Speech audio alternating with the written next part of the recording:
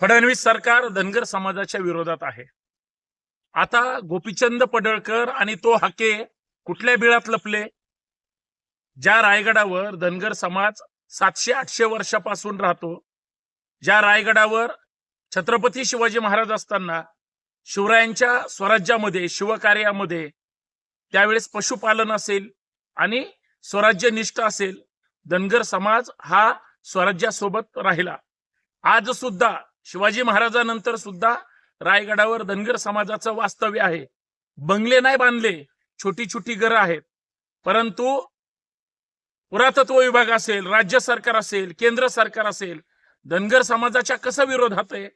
तिथली घरं किंवा धनगर समाजाला त्या रायगड किल्ल्यावरून हटवण्याची मोहीम, त्यांना हद्दपार करण्याची मोहीम आता सरकारने घेतलेली आहे। खरं तर हा शिवद्रोह आहे। कुठे आहेत धनगर समाजाचा पुळका येणारे नेते? सरकारचे दलाली करत बसले का?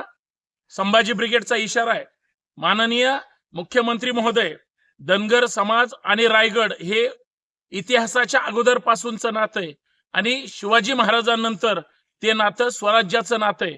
त्यांना रायगडावरून विभक्त करू नका, त्यांना हटवू नका, तिथली घरं त्या ठिकाणी त्यांची उद्ध्वस्त करू नका।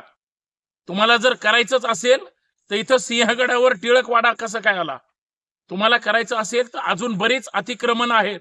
विशाळगडावर जे अतिक्रमण आहे, सरकारमध्ये हिम्मत असेल तर ते काढावं। आणि पडळकर आणि हाके, तुमचं तोंड बंद का आहे? या प्रकरणामध्ये जर धनगर समाज रायगडावरचा बेघर होणार असेल आणि 7-8 पिढ्या तिथं सध्या ते वास्तव्य करत असतील तर सरकारला सुद्धा नैतिक अधिकार नाही। सरकार सुद्धा 5 वर्षाचं आहे, परंतु ती लोक 7-7, 8-8 पिढ्यापासून राहतात।